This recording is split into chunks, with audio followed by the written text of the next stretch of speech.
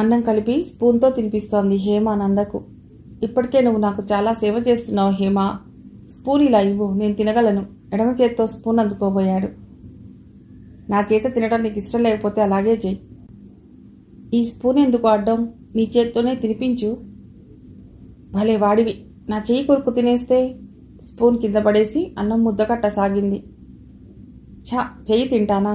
దేవి అనుజ్ఞ అయితే బుగ్గ తినేస్తాను. కోపంగా చూడాలనుకుంది హేమ. కానీ ఈ సమయంలో కోపం ఆమె స్వాధీనంలో లేకుండా పోయింది. ఏదో సిగ్గుతెర, చిరునవ్వు. అదే అనుజ్ఞగా స్వీకరించి చటుక్కున హేమ బుగ్గ మీద ముద్దు పెట్టేసుకున్నాడు నంద. అదే క్షణంలో రాణి దగ్గుతెరతో గదిలోకి వచ్చాడు శశాంక.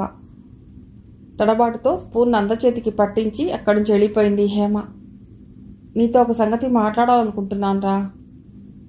చెప్పన్నయ్యా. గృహప్రవేశానికి మంచి ముహూర్తం ఒకటి ఈ నెలలోనే ఉందిట.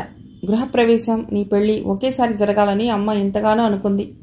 నువ్వెవరినో ప్రేమించానన్నావు. ఆ అమ్మాయి తల్లిదండ్రులెవరో ఏమిటో కాస్త నాకు చెప్తే వెళ్ళి వాళ్లతో మాట్లాడగలను. మళ్ళీ కొత్తగా అడుగుతున్నావేమన్నయ్యా? నీ పెళ్లి కావాలి అప్పుడు. శశాంకకు కోపం ఆగలేదు. లెంపకాయ ఇద్దామనుకున్నాడు. ఆలోగా నీ మొదటి ప్రేమికను మరిచిపోయే ప్రమాదం ఉందిరా. ఇలా ఎందరితో సంబంధం పెట్టుకోవాలనుకున్నావు నందా? కవ్వించే ఉద్దేశంతో స్త్రీ, ఆవిడ అందానికి ముగ్ధుడై పురుషుడు పరస్పరం సన్నిహితమవుతూ ఉంటారు. ఈ ఆకర్షణ బలీయమైతే మనం పోగొట్టుకున్నదేమిటో తెలుసా? నీతి. అది పోగొట్టుకున్న వాడిని పిరికితనం ఆవహించి ఏ పనికి కొరగాకుండా నిర్వీర్యుణ్ణి చేసివేస్తుంది. హేమను నేను ప్రేమిస్తున్నానన్నయ్యా. హేమను ప్రేమించిన వాడివి వినతనెందుకు ప్రేమించలేకపోయావు? అవ్వా, వదిలిని ఎక్కడైనా ప్రేమిస్తారా అన్నయ్య? ఈసారి నిగ్రహం చూపలేకపోయాడు శశాంక. విసురుగా తమ్ముడు చెవి పట్టుకున్నాడు. చెప్పు, ఆవిడ నీకెలా వదినవుతుంది? నేను ముందు నుండి ఆమెను ఆభావంతోనే చూశాను. చెవి వదిలి బాబు, నొప్పి పెడుతోంది. మరోసారి నువ్విలా మాటలంటే క్షమించనురా. ఆమె ఏదో ఒకనాడు ఒకింటి కోడలవుతుంది. నువ్వు వెర్రివాడిలా వదినా వదినా అంటే బాగుంటుందా? ఇలాంటి మాటలు మరెవరి చెవినబడ్డా ఆమెకు మరో సంబంధం కుదరడం కష్టమవుతుంది. కాబట్టి వెర్రిమర్రి ఆలోచనలు మానే. నా పెళ్లి ప్రసక్తి ఈ జన్మకు లేదు. గృహప్రవేశంతో పాటు నీ పెళ్లి జరగాలి. నా పెళ్లి హేమతో అవుతే నిరభ్యంతరంగా జరిపించవచ్చు. నందా కఠినంగా పిలిచాడు. హేమ నీకు తగింది కాదు. ఆమెది పతన చరిత్రాని కాదు. ఆమె స్వభావం మనకు సరిపడింది కాదు. దూరంగా ఉండగా వెలుగునిచ్చే దీపం కౌగిలించుకోవాలనుకుంటే కాల్చివేస్తుంది. హేమ ప్రకృతి అటువంటిది. ఆమె సాహచర్యంలో నువ్వు శాంతిని సుఖాన్ని పోగొట్టుకుంటావు. హేమ ప్రకృతి ఎంతటి తీవ్రమైనదో నాకు తెలుసునన్నయ్యా. కానీ అందుకు నువ్వు చెప్పిన ఉపమానం సరిపోదు. ఆమెను నాగుపాముతో పోలిస్తే బాగుంటుంది. దాన్ని చూసి ఆమెడు దూరం పారిపోతా. కానీ అదే పామును ఒడుపుగా పట్టి కొరలు పీకి తన జీవికగా ఏర్పరచుకుంటాడు పాములవాడు. హేమను కూడా నా మార్గంలోకి తిప్పుకోగలనన్న ధైర్యం నాకుంది. సుఖపడగలనన్న ధీమా కూడా ఉంది. నువ్వు ఆవేశంగా చేసుకున్న నిర్ణయం ఇది. నువ్వు నిదానంగా ఆలోచించుకో. నాన్నకు పట్టిన దౌర్భాగ్యం మనకొక హెచ్చరిక. దేనికైనా అమ్మ అంగీకారం కూడా కావాలని మర్చిపోకు. పచ్చి మోదుగాకులతో విస్తరి కుడుతున్నాడు పురుషోత్తమాచార్యులు. శశాంక్ వచ్చాడు. చేతిలో కర్చీఫ్తో చుట్టిన 2 యాపిల్ పళ్ళు, 2 బత్తాయిలు ఉన్నాయి. రా శశాంక మోహన్, కూర్చో. మాట వరుసకైనా 2 మాటలు ఆయనతో మాట్లాడకుండా తప్పించుకుని లోపలికి వెళ్ళిపోవటం భావ్యంగా ఉండదనిపించి లాంఛనార్థం అన్నట్టుగా కూర్చున్నాడు శశాంక. ఆచారి చిన్న కూతురు యువతలికి వస్తే పళ్ళు ఆ పిల్ల చేతికిచ్చి లోపలికి పంపాడు. వినతికి మధ్య బాగా జబ్బు చేసింది. మలేరియా అన్నాడు డాక్టర్. మామూలు జ్వరమేనని నాటు వైద్యం చేయిస్తున్నాడు ఆచార్యులు. పరిస్థితి విషమించే సమయంలో శశాంక వినతను చూడటానికి వచ్చాడు. ఆమె పరిస్థితి గమనించి పక్క టౌన్ నుండి డాక్టర్ని తీసుకొచ్చి చూపాడు. వారం రోజుల తర్వాత కాస్త కోలుకుంది వినత. ఆ తర్వాత కూడా 2-3 రోజులకు ఒకసారి డాక్టర్ వచ్చే ఏర్పాటు చేశాడు శశాంక. అతడు తరచూ వస్తున్నాడు. వినత పెదనాన్న దగ్గరే ఉంటోంది ఇప్పుడు. ఉదయం డాక్టర్ వచ్చి చూశాడు. ఆ అమ్మాయికి ఇక పర్వాలేదని అన్నాడు. బిల్లు వేసిమ్మంటే వేసిచ్చాడు కాదు. అంతా శశాంక మోహన్ చూసుకుంటాడులేండి అన్నాడు. ఏదో సమయానికి వచ్చి ఆదుకున్నావు చాలు. డాక్టర్ ఫీజు కూడా నీ చేత కట్టించాలా? దాందే ఉందిలేండి. ఆయన బిల్లు మొన్నే ఇచ్చేశాను. నువ్వివ్వడమేమిటి? ఇలా అయితే నాకు బాగుండదు సుమా. కోపగించుకున్నాడాయన. అవును, తానెవరనిస్తాడు? వినతకు తనకు మధ్య ఏర్పడిన అనుబంధం ఎవరికి చెప్పుకుంటాడు? తన అవస్థ ఆంతర్యం వినతకు చెప్పుకోలేడే. ఇప్పటికే తన రాకపోకల్ని ఇంటిలో విపరీతంగా చూస్తున్నారని తెలుసు. కానీ రాకుండా వినతను చూడకుండా నిగ్రహించుకోలేకపోతున్నాడు. చేతిలో ఉన్న విస్తరి పూర్తి చేసి ఆచార్యులు లోపలికి వెళ్లి తిరిగి వచ్చి 10 రూపాయల నోట్లు శశాంక చేతిలో ఉంచాడు. తను డాక్టర్కు చెల్లించిన డబ్బెంతో అది తీసుకుని మిగతాది ఆయనకు తిరిగి ఇచ్చివేశాడు శశాంక. డబ్బు తీసుకుంటుంటే చాలా బాధగా తోచింది అతడికి. అలివేలమ్మ నిశ్చింతగా పుణ్యలోకాలకు వెళ్ళిపోయింది బాబు. పోతూ పోతూ నా నెత్తిన పెద్ద బరువునే మించిపోయింది. సాధ్యమైనంత త్వరలో వినతను ఒకింటిదాన్ని చేయాలి. ఆ మధ్య మీ తమ్ముడికి కుదిరిందనే అనుకున్నాం. కానీ జాతకాలంత బాగా కలవనందుకు సుమతి అంతగా ఇష్టపడలేదని అలివేలమ్మ చెప్పగా విన్నాను. అయినా నన్ను అడిగితే ఇదంతా పిచ్చంటాను. వినత తల్లికి నా తమ్ముడికి జాతకరీత్యా ఎంత బాగా కలిసిందో. ఇంత ఫస్ట్ క్లాస్ అయిన జాతకాలు ఎక్కడా చూడలేదన్నారు పెద్దలు. కానీ ఏమైంది? 3 నాళ్ల ముచ్చటైంది వాళ్ళ దాంపత్యం. ఇలా నిదర్శనాలెన్నో మన ఎదుటే ఉండగా జాతకాలను పట్టుకు ప్రాకులాడటం ఉత్త చాదస్తం అనిపించింది నా మట్టుకు. మౌనంగా వింటున్నాడు శశాంక. నీ ఎరికలో మంచి సంబంధం ఏదైనా ఉంటే చెప్పు. ఎంత కట్నమైనా సరే, ఒక్క పైసా కూడా నా చేతి నుండి పెట్టే అవసరం లేదు. మొన్న ఊరి పెద్దల్లో తీసుకుపోయి అలివేలమ్మ పొలాలు తోటా చూపించాను. తోట, భూమి, ఇల్లు అంతా 50,000 విలువ చేస్తుందని తేల్చారు. ఎవరో పరాయి వారికి అమ్మివేయడం కాక ఆ పొలాలన్నీ నేనే ఉంచుకుని డబ్బు వినత పేరున బ్యాంకులో వేయాలనుకున్నాను. ఆ డబ్బు ఆ పిల్ల పెళ్లికి సరిపోయినా మిగిలిన పసుపు కుంకుమ కింద నా సొంతంగా ఒక తోట రాసివ్వాలనే అనుకుంటున్నాను. మరదలి ఆస్తి కాజేసి ఆ కూతురికి అన్యాయం చేయగలడని లోకులు ఎక్కడ అపవాదు వేస్తారోనని ఆయన ముందు ముందే చెప్పుకు తిరుగుతున్నట్లు తోచింది శశాంకకు. నిజంగా ఆయనది నిష్కపటమైన హృదయం. కుట్రలు కుచేష్టలు తెలిసినవాడు కాదు. నిందకు అదిరిపోయే మనిషి. మరోనాటి సాయంకాలం శశాంక వస్తే ఇంట్లో కట్టిపడి వేసినట్లుగా ఉంది మాస్టారు. అలా సాగర్ వైపు వెళ్ళి వద్దాం రండి. అతడు కూర్చోనైనా కూర్చోకముందే బయలుదేరదీసింది వినత. దారిలో అంది, మీకోసం నిత్యం సాయంకాలం ఎదురు చూడటం అలవాటైపోయింది మాస్టారు. అమ్మ పోయాక మీలా నిర్మల హృదయంతో సానుభూతి చూపిన వారొక్కరూ లేరు. మీకెందుకండి నా మీద ఇంత దయ? నేను మీ స్నేహం సాన్నిహిత్యం వద్దనుకుంటూనే మీకు దగ్గరైపోతున్నానని భయం వేస్తోంది. నేనంత దుష్టున్నా వినత? చేరనివ్వ తగని వాణ్ణా? నేనే చేరతగని దాన్ని. మీ అంతస్తెక్కడా, మా అంతస్తెక్కడా? చురుగ్గా నవ్వి మళ్ళీ అంది. కేవలం నేను స్నేహభావంతోనే మీకు దగ్గరవుతున్నా మీరు మరోలా అపార్థం చేసుకోరని ఎక్కడుంది? ఆ స్నేహభావానికైనా ఆస్కారం కలిగిస్తున్నది నేనే గదా. నేనే రాకపోతే నువ్వెక్కడా, నేనెక్కడా? పోతే స్నేహభావం ఏదో ప్రేమానుభూతి ఏదో గుర్తించలేనంత మూర్ఘుణ్ణి కాదనుకుంటాను. నిజం మాస్టారు, మిమ్మల్ని అపార్థం చేసుకున్నాను. మానవత్వం ఉన్న మనుష్యులు మీరు. యువతలి వాళ్ళు ఏమనుకుంటారనైనా లెక్కబెట్టక నన్ను చూడటం కోసం వస్తున్నారు. అమ్మ పోయిన నన్ను మీ చల్లని మాటలతో ఓదార్చారు. అంత జ్వరంలో మీరే రాకపోతే మీరెక్కడో నేనెక్కడో. మా ఊరి నాటు వైద్యుడు పైలోకాలకు పంపేసేవాడు.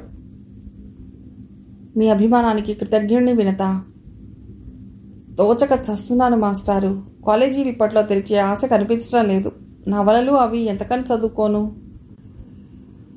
కాలేజీలు తెరిచేలోగానే నీ పెళ్లి చేసేట్టున్నాడు మీ పెదనాన్న. ఆయనకు నా పెళ్లి పిచ్చి పెద్దగా పట్టుకుంది. కానీ ఇప్పట్లో నా పెళ్లి ప్రసక్తి పెట్టుకోవద్దని చెప్పేయాలనుకుంటున్నాను. అదేమిటి వినత, ఈ ఉద్దేశం మొదటి నుండి లేదు కదా? లేదు, కానీ అమ్మ పోతూ నాకు చాలా స్వేచ్ఛనిచ్చిపోయిందండి. బాగా చదువుకోవాలన్న కోరికను అమ్మ కోసం అణుచుకున్నాను. అమ్మ అన్ని బంధాలు తెంచిపోయింది. ఇప్పట్లో పెళ్లి గిళ్ళి ఏమీ అనుకోదలుచుకోలేదు. నువ్వు గుర్తించలేదో, గుర్తించినట్టు నటిస్తున్నావో గాని తెంచుకోలేని బంధమే మన మధ్య వేసిపోయింది వినత, తపనగా అనుకున్నాడు శశాంక. కానీ వినత, కోపం రాదంటే ఒక్క మాట అడుగుతాను. స్త్రీ ఎన్ని చదువు సాములు నేర్చినా, ఎంతటి హృదయోన్నత్యం పెంపొందించుకున్నా పరిపూర్ణ జీవనసారాన్ని అనుభవించేది ఒక వివాహ జీవితంలోనే అంటుంది మన హిందూ మతం. నువ్వు దాన్నే తృణీకరించి పొందదలిచిందేమిటి? తరతరాలుగా వస్తున్న మన సాంప్రదాయ ఆచారాలకు, సంస్కృతికి ఇది విరుద్ధమైన నిర్ణయం కాదు. మన సాంప్రదాయం పట్ల, మతం పట్ల మీకంత బలమైన విశ్వాసం ఉందా మాస్టారు? ఆశ్చర్యపోతున్నట్టు అడిగింది వినత. గంభీరంగా నవ్వాడు శశాంక. నెహ్రూజీ తన వీలునామాలో ఏమన్నాడో తెలుసా? ప్రాచీన సాంప్రదాయాలను, ఆచారాలను నేను చాలా వరకు విడిచిపెట్టాను గాని ప్రాచీనత్వం నుండి పూర్తిగా వేరుపట్టడం నాకు ఇష్టం లేదు. ఆ అనుబంధం నేను తెంచుకోలేను. నా భారతీయ సంస్కృతి వారసత్వానికి కానుకగా నా చితాభస్మం పవిత్ర గంగా ప్రవాహంలో కలిపి అది సముద్రంలో కలిసేలాగా చేయాలని నా కోరిక. ఎంతో గ్రంథాధ్యయనం చేసి ఎన్నో శాస్త్రాలను మధించిన పండిత జవహర్లాల్ కోరిక అది. మనమెంత నవనాగరిక సమాజంలో బతుకుతున్నా మన ప్రాచీనతను, సాంప్రదాయ సంస్కృతులను చిన్నబుచ్చడం తెలివైన పని కాదు. పోతే మతం మనిషిలో మానవత్వానికి జీవం పోస్తుంది. సరైన మార్గంలో మతాన్ని స్వీకరించిన మనిషినెప్పుడు అది చెడగొట్టదు. నేను పూర్తిగా మీతో ఏకీభవించలేనండి. ఎందుకంటే మతం మానవుడు ఏర్పరచుకున్నదే, సాంప్రదాయం మనిషి ఏర్పరచుకున్నదే. ఒకనాటి సామాజిక పరిస్థితులను బట్టి ఒక మతం, ఒక సాంప్రదాయం ఏర్పరచుకున్నాం. ఈనాటి సామాజిక జీవనానికి, నాటి సామాజిక జీవనానికి చాలా తేడాలున్నాయి. అదే మతం, అదే సాంప్రదాయం ఇప్పటి మనిషికి సుఖజీవితాన్ని ఇస్తుందంటే అది అవివేకమే. ఆడదానికే ఓలి పోసుకునే ఆ రోజుల్లో స్త్రీకి భర్త, పిల్లలు జీవన పరమార్థంగా చెప్పటం బాగానే ఉంది. బయటి ప్రపంచంలో అడుగు మోపే అవకాశం లేని ఆనాటి స్త్రీకి అలా ఉపదేశించటం సముచితమే. ఈనాటి స్త్రీ జీవన మార్గం చాలా వరకు మారిపోయింది. ఆడపిల్లలకు పెళ్లి కావడమే ఓ గడ్డు సమస్య. వరకట్నం బ్రహ్మరాక్షసిలా ఎదుట నిలబడి ఆడపిల్ల తల్లిదండ్రుల సప్తసారాలు పీల్చివేసి గాని అత్తగారింటి అడుగుపెట్టనివ్వటం లేదు. ఉన్నవాడిని లేనివాడిని కూడా సమంగానే పీడిస్తోంది రాక్షసి. బాగా ఉన్నవాడినైతే 1,00,000, మధ్యతరగతి వాడికి 1,50,000, బీదవాడికి 25. ఈ పరిస్థితిలో చిక్కుకున్న ఆడపిల్లలకు వివాహమే జీవన పరమార్థమని చెప్పటం ఎంత హాస్యాస్పదం. ఆ రాక్షసి చేతిలో చిక్కుకుని బయటపడే తాహతు లేక చదువులకు, ఉద్యోగాలకు ఎగబట్టం తప్పంటారా? ఇక వివాహిత అయిన స్త్రీ కూడా చదువుకుంటోంది, ఉద్యోగం చేస్తోంది. ఎందుకంటే ఈనాటి జీవన ప్రమాణం పెరిగిపోయి డబ్బు సంపాదన అత్యంత ముఖ్యమైపోయింది. వేడి నీళ్లకు చన్నీళ్లన్నట్టుగా ఆడదాని సంపాదన కూడా అవసరమవుతోంది. ఇదంతా పై అంతస్తు వారిని గురించి కాదనుకోండి చెప్పటం, వారికి డబ్బే అన్ని సమస్యలు తీర్చేస్తుంది కదా. కానీ వినత, మీ పెదనాన్న నీ పేరున 50,000 బ్యాంకులో పెట్టడం వల్ల నువ్వు పై అంతస్తుకే చేరుతున్నావు కదా. నువ్వు వివాహం అంటే విరక్తి పెంచుకోవటానికి వరకట్న సమస్య కాదనుకుంటాను. నిజమైన కారణమేదో నేను ఇప్పుడు చెప్పలేను గాని వివాహం మాత్రం చేసుకోను, చాలా దృఢంగా అన్నది వినత. వెనకటికి ఒకసారి మిమ్మల్ని అడిగాను, గుర్తుందా మాస్టారు? ఈ వరకట్న నిర్మూలనకు మంచి పథకం వేసిమ్మని అడిగాను మిమ్మల్ని. మా యువతరంలో విప్లవ ఉద్యమం లేవదీసి ఈ వరకట్న నిర్మూలనకే జీవితం అంకితం చేస్తాను. నేను నేనొక ప్రశ్న అడుగుతాను వినత. మీ అధ్యాపక వృత్తి వాసన పోగొట్టుకున్నారు కాదు? ఫక్కున నవ్వాడు శశాంక. నేను అధ్యాపక వృత్తి వదులుకుని బిజినెస్లో పడిపోయినా మాస్టారు మాస్టారు అంటూ ఆ వాసన కలిగిస్తున్నావు మరి. అడగండి గురూజీ. గురూజీ ఎందులో గొప్పవాడయ్యాడంటావు? చెప్పింది చేసి చూపడంలో. కరెక్ట్. మరి నువ్వు చేసేది వరకట్న నిర్మూలన అయితే ముందు నువ్వు ఏ కట్న కానుకలు ధారపోయకుండా వివాహం చేసుకుని తర్వాత నువ్వేదైనా చెప్పు, వింటారు నలుగురు. ఉత్సాహమంతా నీరుగారిపోయి ఇబ్బందిగా పెదవి కొరుక్కోసాగింది వినత. భాద్రపద మాసం చివరి రోజులు. పూర్ణ గర్భిణీలా నిండుగా ఉంది చెరువు. సైఫన్ సిస్టమ్ ద్వారా ఎక్కువైన నీరు పైనుండి కిందికి వచ్చేస్తున్న దృశ్యం శుద్ధ్యంగా ఉంది. కింద అలుగులో జాలర్లు చేపలు పడుతున్నారు. 5 నిమిషాలే కూర్చున్నారక్కడ. వినత హఠాత్తుగా లేచి, అమ్మగారిని చూసి చాలా రోజులైంది మాస్టారు. ఈ 2-3 రోజుల్లో హైదరాబాద్ వెళ్ళిపోతే ఇప్పట్లో ఆమెను చూడటం పడదు అంది. ఇప్పుడా? ఇబ్బందిగా చూశాడు. తామిద్దరూ ఇంట్లోంచి వస్తున్నప్పుడే ఇంట్లో వాళ్ళు ఎలాగో చూశారు.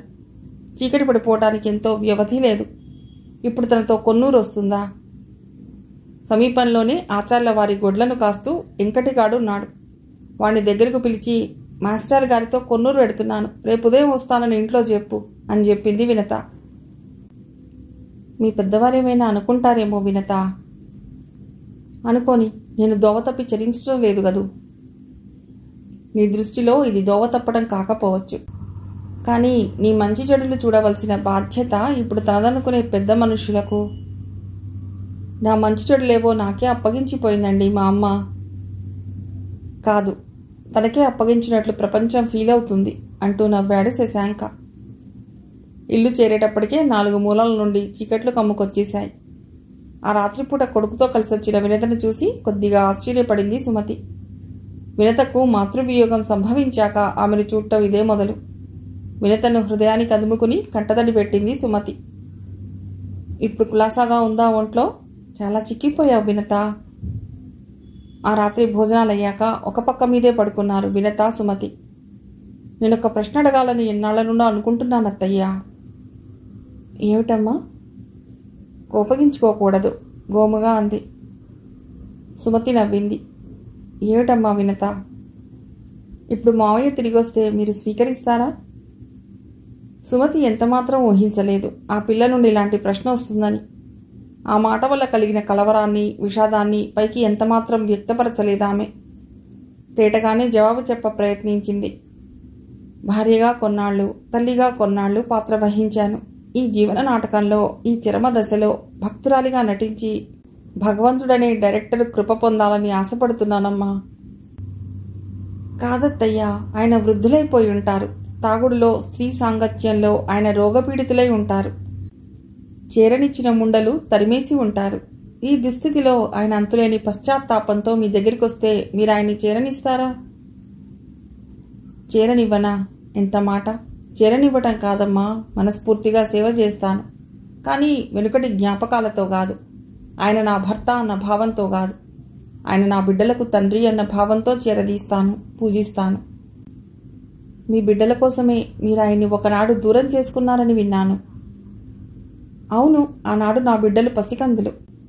ఆయన చెడు నడవడి ప్రభావం ఆ పిల్లల భవిష్యత్తును చెడగొడుతుందని భయపడ్డాను. కానీ ఈనాడు నా పిల్లలు పెరిగిపోయారు. చెడు నీడలు పడే వయసు దాటిపోయారు. ఇప్పుడు దేనికి భయపడి మళ్ళీ ఆయన్ను దూరం చేసుకుంటాను? ఆయన వస్తారని ఆశ ఉందా మీకు? రారు. ఆయన పౌరుషం నాకు తెలుసు. మరునాడు ఉదయం తల్లి చెప్పనక్కర లేకుండానే వినతను దిగబెట్టడానికి బయలుదేరాడు శశాంక. ఇంట్లోకి వెళ్ళిపోతూ కాసేపు కూర్చుని వెడుదురు, లోపలికి రండి మాస్టారు అంది వినత. కానీ వినత పెద్దమ్మ అతడిని వరండాలోనే ఆపేసింది. పెళ్లి కావలసిన పిల్లను ఇలా వెంటేసుకు తిప్పడం బాగుందా బాబు? పెళ్లి చేసుకుంటావా చెప్పు, నిరభ్యంతరంగా ఇచ్చేస్తా. కానీ ఇలాంటి స్నేహాలు మా ఇళ్లలో తగవు. పెద్దమ్మా, నువ్వింట్లోకి వెళ్ళు వినత. నువ్వు మా పిల్ల కాలేజీలో చదువు చెప్పేవాడివైతే కావచ్చు. ఒకనాడు ఈమెను నీ తమ్ముడికి చేసుకోవాలని అనుకుంటే అనుకుని ఉండవచ్చు. మీ 2 కుటుంబాలు స్నేహంగా ఉంటే ఉండవచ్చు. కానీ ఇప్పుడు వినత మా ఆశ్రయంలో ఉంది. ఆ పిల్లకు మంచి జరిగినా చెడు జరిగినా అందుకు బాధ్యత వహించవలసింది మేమే, తెలుసా? మంచిదండి, ఆమెనెప్పుడూ నేనిక కలుసుకోను వెనుదిరిగాడు శశాంక. ఇంటికొచ్చేటప్పటికి సరిగ్గా అదే ప్రశ్న వేసింది సుమతి. పెళ్లి కావాల్సిన పిల్లను నన్ను వెంటేసుకు తిప్పమనటం బాగుందా అన్నావు. జ్ఞాపకం ఉందా శశి? ఇప్పుడు నువ్వు చేసిన పనేమిటో తెలుసా? అదే. తల్లి ముందు దోషిలా నిలబడిపోయాడే గాని అతడి నోటి నుండి మాట పెకల్లేదు. నిశ్శబ్దంగా గదిలోకి వెళ్ళిపోయాడు. తనను వినత చుట్టూ ఆడిస్తున్న భూతమేదో ఈ క్షణంలో వదిలిపోయిందనిపించింది. ఇంతవరకు సవ్యం అనుకున్న తన నడవడి అపసవ్యంగా తోచింది. వినతకు తన మీద అభిమానమే గాని అనురాగం లేదు. ఆ మాట ఆమె ఖచ్చితంగా చెప్పింది. ఒక్కసారి కాదు, 2 సార్లు చెప్పింది. 4 రోజులు ఒక మనిషి మనల్ని కలుసుకోవడానికి వచ్చాడంటే 5వ రోజు మనకు తెలియకుండానే ఆ వ్యక్తి కోసం ప్రతీక్షించటం జరుగుతూ ఉంటుంది. వినత తన కోసం అలా నిరీక్షిస్తూ ఉంటుంది. కానీ అది ప్రేమతో కాదు. ఒకవేళ ఆమెది అనురాగమే అయినా ఆమె నోటికి కట్టుకున్న కట్టెప్పుడు తానే విప్పదు. ఆమె స్వాభిమానం తనకు తెలుసు. నందకు తనేం హితబోధ చేశాడొకనాడు. రెచ్చగొట్టే ఉద్దేశంతో స్త్రీ, ఆమె అందానికి ముగ్ధుడైన పురుషుడు పరస్పరం దగ్గర అవుతారు. ఆ ఆకర్షణ బలీయమైతే మనం కోల్పోయేది నీతి అని. తను నీతి తప్పాడు. నీతి తప్పలేకపోతే పరాయి వాళ్ళ ఆశ్రయంలో ఉన్న ఆమె కోసం ఇలా ప్రదక్షిణం చేస్తాడా? తమ్ముడి కోసం చూసిన పిల్లను ఇలా పిచ్చిగా ప్రేమిస్తాడా? ఎప్పటికప్పుడు వద్దనుకుంటూనే హద్దులు తప్పిపోతాడా? వినతను నేనెప్పుడూ కలుసుకోకూడదు. ఆమె తలపే మనసులోకి రానీయకూడదు. శశాంక దృఢంగా నిశ్చయించుకున్నాడు. అతడి మనసులోని భావాలను ప్రతిధ్వనిస్తుందన్నట్టుగా ట్రాన్సిస్టర్లో పాట వినవస్తోంది. వాకిటిలో నిలబడకు, ఇహ నాకై మరీ మరీ చూడకు, ప్రతి గాలి చడివిని తడబడకు, పదధ్వనులని పొరబడకు, కోయిలా కూయకే, గూడు గుబలైపోయేలే, రానిక నీకోసం ప్రియసఖి రాధిక వసంతమాసం. దాదాపు 4 రోజులు గడిచాయి. వినతను మర్చిపోవాలనుకుంటూనే వినత స్మరణ చేస్తున్నాడు శశాంక. ఆమె తలపై మనసులోకి రానియకూడదనుకుని తీరికలేని పనులు కల్పించుకుంటున్నాడు. కానీ ఏ సందో చూసుకుని ఆమె అతడి హృదిలో తళుక్కుమంటూనే ఉంది. 30 ఏళ్ల బ్రహ్మచర్య జీవితంలో ఈ ప్రేమానుభవం, విరహం అతడికే చిత్రంగా ఉంది. వినత ఇక్కడికి వచ్చిందని ఆ మధ్య విశ్వనాథ్ కలిసినప్పుడు చెప్పాడు. ఆమెను కలుసుకోవాలని శశాంక ఎప్పుడూ ప్రయత్నించలేదు. విశ్వనాథ్ మరొక సంగతి కూడా చెప్పాడు. వినత పెదనాన్న ఒక సంబంధం తీసుకొచ్చాడట. అబ్బాయి ప్లీడరీ చదివి ప్రాక్టీస్ ఈ సంవత్సరమే ప్రారంభించాడట.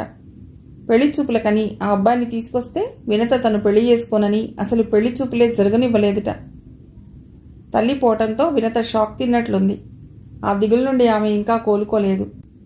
ఇప్పటిలో ఈ పెళ్లి సంబంధాల గొడవ తీసుకురాకపోతేనే బాగుంటుంది. వాళ్ల పెదనాన్న 5-6 సంబంధాలు అప్పుడే లిస్టులోకి ఎక్కించాడు. మనుషులకు కీర్తి కండు ఎన్నో రకాలు.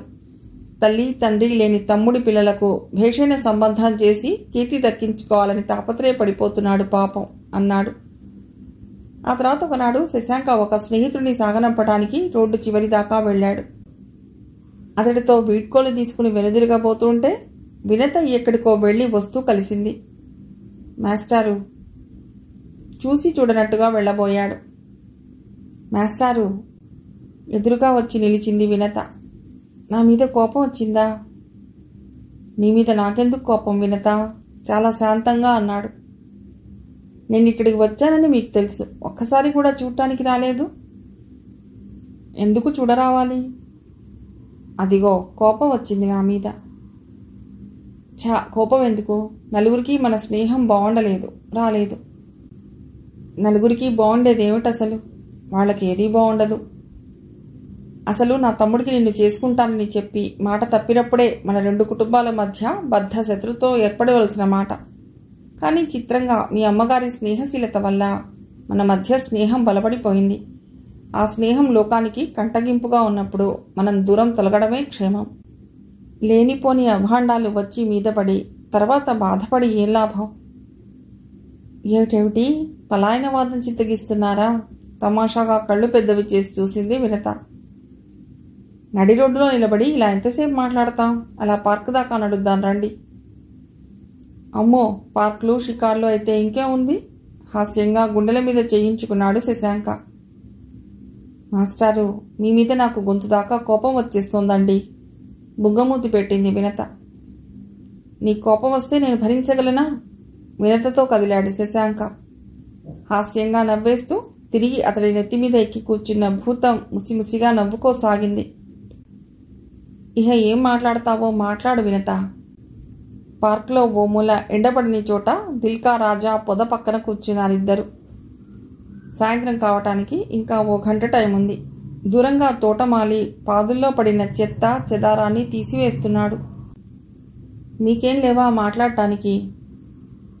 మొన్న విశ్వనాథ్ కలిసి చెప్పాడు, మీ పెదనాన్నగారిని చిన్నబుచ్చి పంపావుట.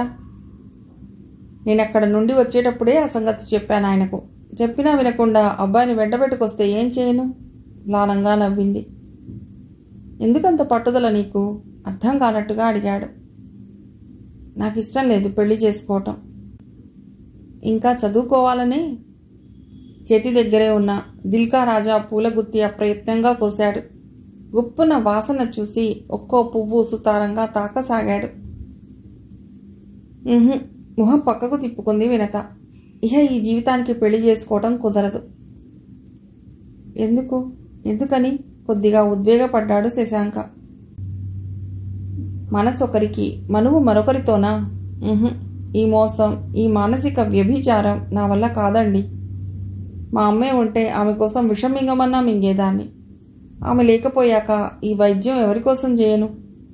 కళ్ళు 2 నిండు కోనేరులయ్యాయి. గొంతు గాద్గదికం అయ్యింది. కానీ ఆయన మనస్సు నాది కాదు. ఆయన మీద నాకు అధికారం లేదు. వినత విచలిత స్వరాన పిలిచాడు. నందకు మనసిచ్చిందా ఈమె? ఆ అవకాశం నందకే ఉంది. తొలుత పెళ్లి మాటలు జరిగింది, పెళ్లి నిశ్చయం జరిగింది నందకే. ఆమె మనస్సు మరొకరికి అంకితమైంది కాబట్టే ఆనాడంత ఖచ్చితంగా నన్ను ప్రేమించలేదని చెప్పింది కదూ.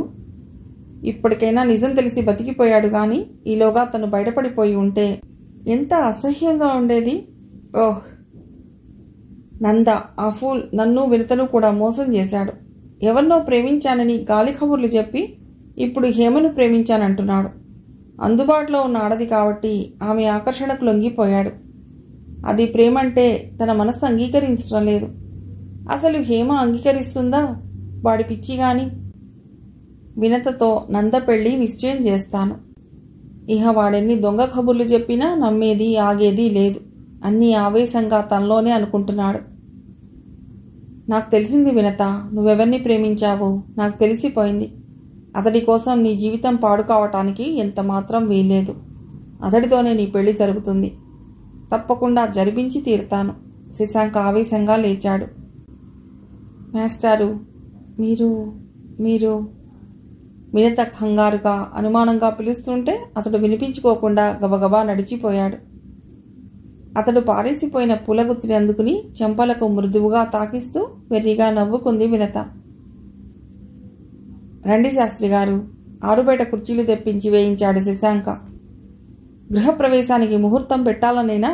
సంకలోని పంచాంగం తీసి ఒళ్ళో వేసుకుని కూర్చున్నాడు శాస్త్రి.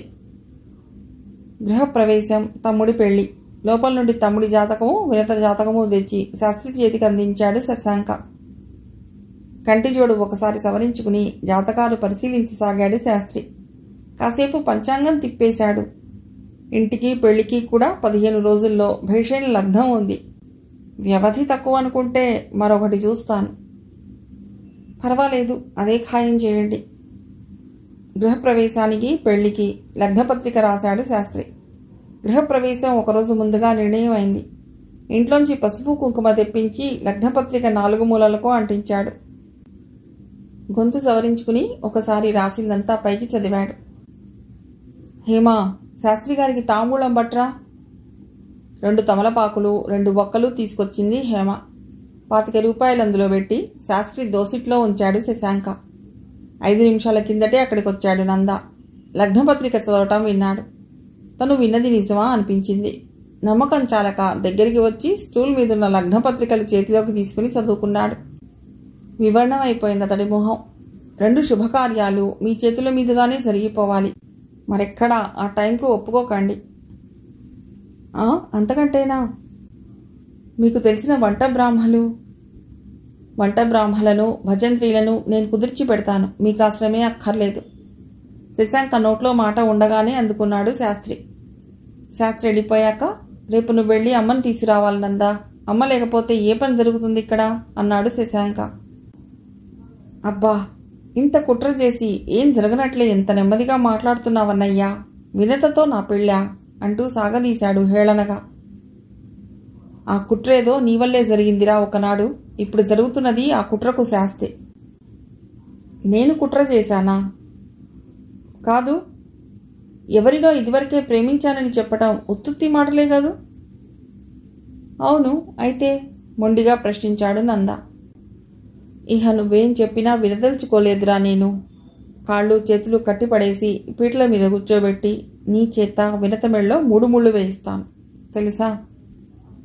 ఎందుకింత బలవంతం? వినత నిన్ను ప్రేమిస్తుంది గనక, ఆ అవకాశం మనమే ఇచ్చాం గనక, నిన్ను తప్ప ఎవ్వరినీ పెళ్లి చేసుకోనని నిశ్చయించుకున్నది కనుక. ప్రపంచంలో ఇది 9వ వింత కాదు గదా? భళ్ళున నవ్వాడు నంద. నీకెవరు చెప్పారన్నయ్యా? చెబితే నువ్వెలా నమ్మావు? ఆగని నవ్వుతో ప్రశ్నించాడు. ఎవరు చెబితే నమ్మవచ్చునో ఆమె చెప్పింది. ఎవరు? వినత చెప్పిందా?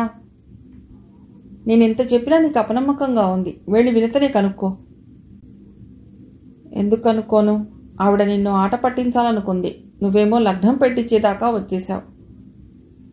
హాస్యం చాలే. ఈ దెబ్బతో ఎవరి ఆట కడుతుందో నీకే తెలుస్తుంది. వెళ్ళు, వినతనే వెళ్ళి అడుగు. లగ్నపత్రికలు మడిచి తీసుకుని ఇంట్లోకి వెళ్ళిపోయాడు శశాంక. ఇంట్లోకి రాకుండా అట్నుంచటే విశ్వనాథ్ ఇంటికి దారి తీశాడు నంద.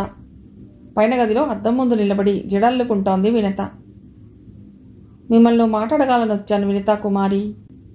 అటూ ఇటూ నసగకుండా సూటిగా విషయం తేల్చుకోవాలనుకుంటున్నాడు నంద. వినత స్నిగ్ధంగా నవ్వింది. మరేదైనా సభలో ఉపన్యాసం ఇమ్మనేనా? నిరభ్యంతరంగా అంగీకరిస్తాను. జైలుకు నడవమంటే నడుస్తాను. దేశం కోసం ప్రాణం ఇమ్మంటే ఇస్తాను. మీరే పని నిర్దేశిస్తే ఆ పని నిస్సంకోచంగా చేస్తాను. చెప్పండి నందకిషోర్ బాబు. అబ్బా, ఇంత త్యాగం ఒక్కసారి వచ్చేసిందేమిటండి? త్యాగం మొదటి నుండి ఉన్నదే. దానికి అడ్డుగా ఉన్న మా అమ్మ ఇప్పుడు లేదు. నేను మీ త్యాగం అర్థించడానికి రాలేదు కానీ అన్నయ్యతో మీరేం చెప్పారు? నేనా? ఏం చెప్పాను? చెప్పందే మీకు నాకు పెళ్లి నిశ్చయం చేసి లగ్నపత్రిక రాయిస్తాడా? మీ ఆడవాళ్లు ఎంతకైనా తగుతారన్నట్టు మాట్లాడాడు నంద. నవ్వాలో ఏడవాలో తోచలేదు వినతకు. పెద్ద మనిషే మీ అన్నగారు. నాకు తెలిసింది అని పరిగెడితే ఏం తెలిసిందా అని ఆశ్చర్యపోయాను. ఇదన్న మాట తెలిసింది. శుష్కహాసం చేసి ఆనాటి సంఘటన గురించి చెప్పింది వినత. మేం ముగ్గురం 3 విధాలా దొంగలమైపోయాం మీ ముందు అన్నారొకసారి, గుర్తుందా? 2 దొంగలు తమ దోషాన్ని నా ముందు వెల్లడించి దొరలైపోయారు. కానీ ఆ 3వ దొంగ ఇంతవరకు తన నిజస్వరూపంతో బయటపడిపోలేదు. ఆయనలోని వలపు వీణను మీటింది నేను. ఆయన హృదయమంతా నిండిపోయింది నేను. కానీ ఆ రాగాన్నెప్పుడూ నా చెవిని పడనివ్వలేదు. కళ్ళు ఆరాధనగా చూస్తుంటే నోటికి అతి జాగ్రత్తగా తాళం వేసేవారు. ఆ మాట ఆయన నోటి నుండి వినాలని, ఆయన కోసం చేతులు చాచాలని అనుకున్నాను. కానీ ఆ అవకాశం రాకుండానే నేను అనుకున్నదంతా భ్రమ అని అనిపించే దృశ్యం చూశాను. హేమకు ఆయన ఇచ్చిన చనువు. ఆయన ఏ ఆడదానితోనైనా అలాగే ఉండగలరేమో అని అనిపించింది. ఇటువంటి చంచలుడితోనా నా ప్రేమ నివేదించాలనుకుంది అని బాధపడ్డాను. ఆ ప్రేమ పదిలంగా నా గుండెలోనే దాచుకుని ఇలా జీవితం నెట్టివేద్దాం అనుకున్నాను. కానీ ఆవేశంలో మొన్న నోరు జారాను. అంత ముప్పు తెచ్చుకున్నాను. నంద కోపం, నిరసన భావం ఎప్పుడో కొట్టుకుపోయాయి. వదినా ఆనందోద్వేగంతో ఒక్క కేక పెట్టాడు, చిన్నపిల్లవాడిలా అమాయకంగా. అన్నయ్య నువ్వెంత అపార్థం చేసుకున్నావు. హేమను ఆయనే దృష్టితో చూశాడో నాకు తెలుసు. వచ్చినంత దూకుడుగా గదిలోంచి దూసుకుపోయాడు. కొత్త ఇల్లు, శాంతి మందిర్ రంగులతో థళథళలాడిపోతోంది. పెళ్లికళ వారం రోజుల ముందుగానే వచ్చేసింది ఆ ఇంటికి. చక్కని అలంకరణతో నింపివేశాడు శశాంక. క్రోటన్ మొక్కల కుండీలు తెప్పించి అక్కడక్కడ అమర్చాడు. ఈ ఇంటికి కోడలుగా రాబోతున్న వినత పట్ల తనకున్న ప్రేమభావం పొరపాటున కూడా తలెత్తకుండా చాలా నిర్దయగా అణచివేస్తున్నాడు శశాంక. పెద్ద మనిషి తరహాగా హుందాగా పెళ్లి పనులు చేయిస్తున్నాడు. ఉదయమనగా వెళ్ళాడు. ఇంతవరకు పత్తాలేడు. బయటికెడితే ఇల్లు ఓ పట్టాన గుర్తుకు రాదు వాడికి. ముహూర్తం రోజు వాడిని గదిలో పెట్టి తాళం పెట్టకపోతే లాభం లేదు. తమ్ముడి మీద చిరాకుతో సతమతమవుతున్నాడు శశాంక. ఉదయం ప్రెస్కి వెళ్లి శుభలేఖలు పట్టుకురమ్మని పురమాయించి పంపాడు నందను. అదే పోవటం. సాయంత్రం అవుతున్నా ఇంటికి రాలేదు. ఈవేళ దంతనూరు వెళ్లి వినత పెదనాన్న వాళ్లకు శుభలేఖలు ఇవ్వాలని, అమ్మను తీసుకురావాలని కూడా చెప్పాడు. అంతా పాడు చేశాడు నంద. ముందుగా ఈ పెళ్లి కబురు చెప్పకుండా శుభలేఖే చేతికి అందించి అందర్నీ ఆశ్చర్యచకితుల్ని చేయాలని శశాంక ఆశ. చాలాసేపటి నుండి హేమ కూడా ఇంట్లో లేదని తట్టే సమయానికి కారు దిగి మధుపర్కాలు ధరించి పూలదండలు వేసుకుని చెయ్యి కలుపుని వస్తున్నారు నంద, హేమ. కళ్ళప్పగించి చూస్తూ స్థాణువులా ఉండిపోయాడు శశాంక. పెళ్లి పురోహితుడు శశాంక చేతిలో అక్షతలుంచాడు. వధూవరులను ఆశీర్వదించండి అంటూ. ఆ చేతిని ఎవరో బలవంతాన ఎత్తుతున్నట్టుగా పైకెత్తి వధూవరుల మీద చల్లి గదిలోకి వచ్చి కూర్చున్నాడు శశాంక. నంద వచ్చాడు అన్నయ్య అంటూ. తప్పు చేసినట్టుగా కానీ భయపడుతున్నట్టుగా కానీ లేదతడు. తలెత్తి ఎర్రగా చూశాడు శశాంక. హేమను నువ్వు అభిమానించావు, నేను ప్రేమించాను. నీ అభిమానం ఆమెను ఎండిన మూడుగా చూసింది. ఆ మూడును నరికి గుంజలుగా పాతి పందిరి వేసి నలుగురికి నీడగా నిలపాలని ఆశపడ్డావు. ఆ మోడు చివురించాలని, పచ్చగా పెరగాలని, ఆ చల్లని నీడ నలుగురికి ఆశ్రయం కావాలని నేనాశపడ్డాను. నా జీవన సహచరిని గురించి నీవలే కమ్మని కలలేవీ కనలేదు. కాబట్టి ఆమె ఎటువంటిదైనా నేను సర్దుకుపోగలను. నీకాశాభంగం కలిగించి ఉంటే క్షమించన్నయ్యా. నందసరసన నిలబడిన హేమవంక చూశాడు శశాంక. పెళ్లి అలంకరణలో నిండుదనంతో గర్వంగా నిలబడి ఉంది ఆమె. హేమను అర్థం చేసుకోవటంలో తనెంత పొరపడ్డాడు. శశాంక నెమ్మదిగా లేచి నందను సమీపించి భుజం మీద చేయి వేశాడు. తమ్ముడు, నువ్వు నన్ను మించి ఎదిగిపోయావురా జీరబోయిన కంఠంతో అన్నాడు. కానీ వినతకు అన్యాయం జరిగిందనే నా బాధ. ఎవరికీ అన్యాయం జరగలేదు, అందరికీ జరిగింది న్యాయమే. నంద చిదానందంగా నవ్వాడు. మనసు ఒకరికే, మనిషి ఒకరికే అంటూ పులిరాగం తీస్తూ కారులో కూర్చుంది వెళ్ళు అన్నాడు. శశాంక ఆనందోద్వేగంతో తబ్బిబ్బు పడిపోలేదు. నిశ్చలంగా నిరుద్వేగంగా ఉందతడి హృదయం. ఒళ్ళో శుభలేఖల కట్టబెట్టుకుని చేతుల్లో చుబుకాన్ని ఆనించి ఓరగా ఇంచుక సిగ్గుతో చూస్తున్నదతడికి కాబోయే జీవన సహచరి. కథ సుఖాంతం.